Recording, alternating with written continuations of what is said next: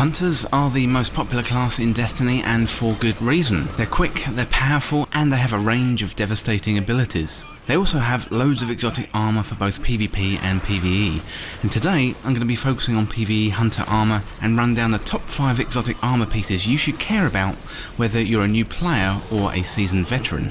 And don't forget, if you're new around here, hit that subscribe button down below for all the latest Destiny 2 content and turn on notifications by hitting that bell.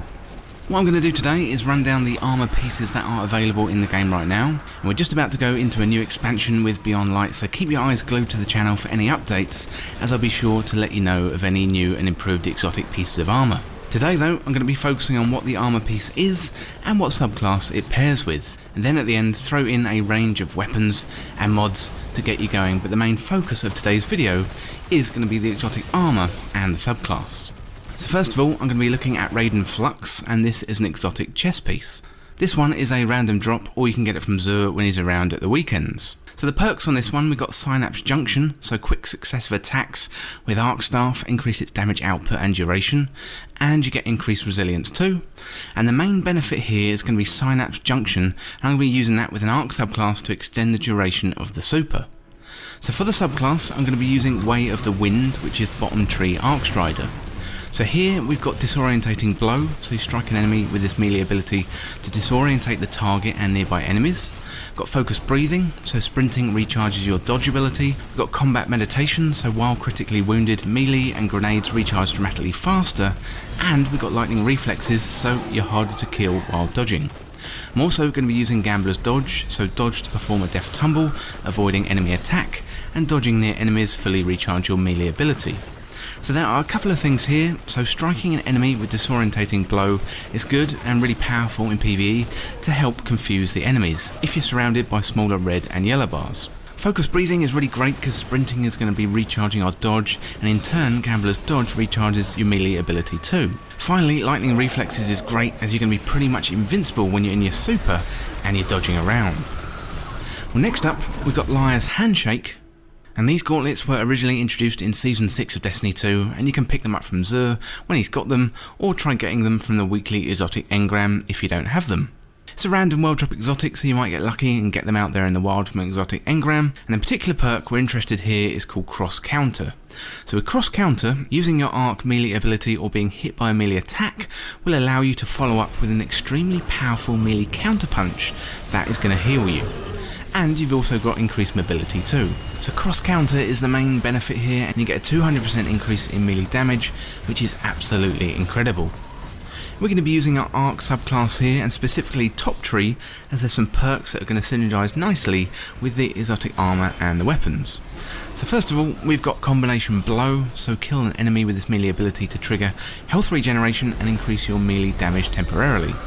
Got Combat Flow, so melee kills recharge your dodge. Deadly Reach, so dodging increases your melee range, allowing you to lunge further to strike enemies, and Lethal Current, so after dodging each staff hit creates a damaging lightning aftershock. So a couple of things here on the subclass which are going to really come in handy. First of all, let's go back to Combination Blow. So you get a kill with the melee ability and it's going to regenerate your health as well as give you extra damage for your melee. This stacks 3 times, and also we're going to be using Combat Flow where melee recharges our dodge ability, finally taking advantage of Gambler's Dodge, and this is where you dodge to perform a Death Tumble, avoiding enemy attack, and dodging near enemies fully recharges your melee ability. Combination Blow allows us to get our health back as well as increase melee damage, and Combat Flow recharges our dodge, and Gambler's Dodge recharges that melee ability, so it all works together really well, especially when pairing it up with the exotic armour. Well, next up I'm going to be looking at Celestial Nighthawk. This is an exotic helmet, and the perks include, so we've got Hawkeye Hack, so modifies Golden Gun to fire a single high damage shot, and enemies eliminated by the shot explode and grant you super energy. And we got increased resilience too. So what we want here with Celestial Nighthawk is to use Hawkeye Hack to optimise our DPS in that single high damage shot. If you get the kill, then you get some super energy back, and you can also use your weapons and mods to get your super back faster, so you can use that single golden gun shot as much as possible. I'm going to be pairing up Celestial Nighthawk with Way of the Sharpshooter, and that is Bottom Tree Gunslinger. There's a few perks on the tree that are going to come in handy. So first of all, we've got Knife Juggler, so throw a knife from distance. Precision kills with this melee ability immediately recharge it. Got practice makes perfect, so enter a trance with each precision hit, reducing the cooldown of your super. We've got line 'em up, so precision hits with golden gun increase its damage and extend its duration.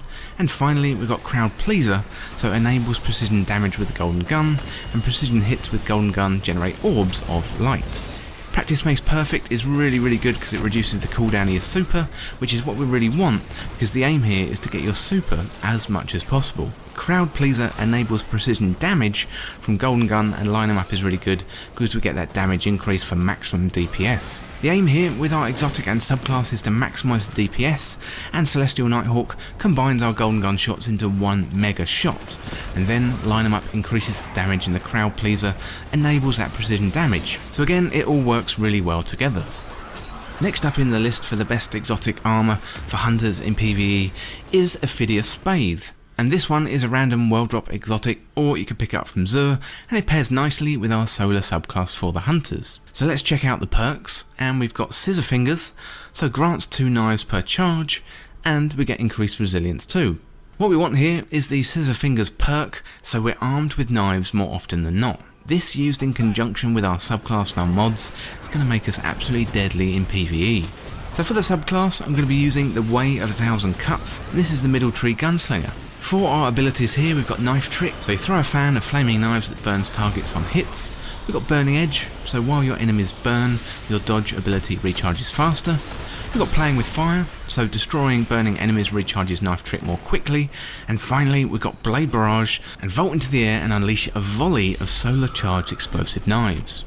So with Knife Trick here, we're going to be dishing out a fan of knives for our charge melee ability, and dodging nearby enemies is going to help us get that Knife Trick back even faster. However, if we kill enemies whilst they're burning, then again we're going to get that Knife Trick back even quicker. That combined with our perks from Ophidia Spathe, this is going to lead to knives being available pretty much all the time, allowing you to run around and dish out that damage with your flaming blades. And finally on the list today we've got Orpheus Rig, and the Orpheus Rig are exotic leg armour, and they're a random world drop exotic, so you can pick him up from Zur when he's around, or get a random exotic engram. And first of all, let's have a look at the perks. So we've got Uncanny Arrows, so it provides ability energy for each enemy tethered by deadfall anchors, and Mobius Quiver has more shots. And we've also got increased mobility. And for our subclass, I'm going to be using Way of the Trapper, and this is top tree NIGHTSTALKER. First up, we've got Snare Bomb, so throw a smoke bomb from a distance with this melee ability, and the smoke bomb sticks to surfaces and detonates where enemies are near, slowing and disorientating them. Next up, we've got Keen Scout, so sprint and sneak faster, and gains an enhanced tracker. Tethered enemies are marked for easy tracking. We've got Deadfall, so the void anchors fired from Shadow Shot become traps and wait for prey. And we've got Vanishing Step, so dodging makes you vanish from sight for a short time. Orpheus Rig and Way of the Trapper go together really well because of the synergy with Deadfall. What we're looking to do is tether a whole bunch of enemies, and we're going to be given back a fair amount of super energy, meaning PvE activities like the Contact Public Event or the Altars of Sorrow, anything with a load of smaller enemies, and we're going to be able to trap them in our tether, kill them and get a bunch of our super energy back, meaning we can do it all over again much faster. Well, that is it for the exotic armour and the subclasses, and for the weapons and the mods for the build, you can pretty much mix and match in terms of what's good in the meta when you watch the video. At the time of release, I like using Cold Denial, which is a pulse rifle, or Traveler's Chosen for the kinetic slot. Cold Denial is a solid mid-range option, and Traveler's Chosen is hands down one of the best exotics in the game with its perk for recharging abilities. For the energy slot, I'm looking to either Trinity GHOUL with its catalyst, or the Icolos shotgun, which you can get from the Prophecy dungeon as a drop from the final boss. Trinity GHOUL is a lot of fun, spraying around arc arrows that chain electricity, and the Icolos shotgun packs a punch up close for taking out smaller, medium and also large enemies too if you've got that trench barrel. In the power slot, I'm using Falling Guillotine, and this is by far the best legendary power weapon in the game right now, but Anarchy and Xenophage are also good choices for that exotic slot for the weapons. Mods, they're going to change as the seasons progress, plus in Beyond Light things are going to change up quite a lot with Stasis, but for now I'm going to be using something like Oppressive Darkness and Lucent Blade. I'll run through some updated guides in Season of the Hunt and Beyond Light for mods and weapon combos with exotic armour and subclasses, so do keep your eyes peeled for those. Well, let me know down in the comments what are your favourite Hunter PvE builds, and if you want to swap out anything here in this top 5 list. And just before we go today, I wanted to let you know about some merch I've launched. There's a bunch of t-shirts, hoodies, socks, stickers and masks available, and there's a custom pixel art design logo for This Week in Video Games, plus a glitched out version too. All are available in a range of colours and sizes, and if you enjoy This Week in Video Games content and want to support the channel, then do consider buying some of the merch. Links to the store are down below, but now let's get back to the video. Well, that is it for this guide on the top 5 exotic armour pieces for hunters in PvE, and thank you so much for watching. For more Destiny 2 content like this, hit that subscribe button down below and subscribe to This Week in Video Games. If you want to join the community, check out the Discord link in the description, or you can follow me on Twitter at TWIVG Podcast. If you enjoyed this video or found it useful, liking and sharing the video would really help me out. Otherwise, check out these other videos on the channel. Thanks again, and I'll see you in the next video.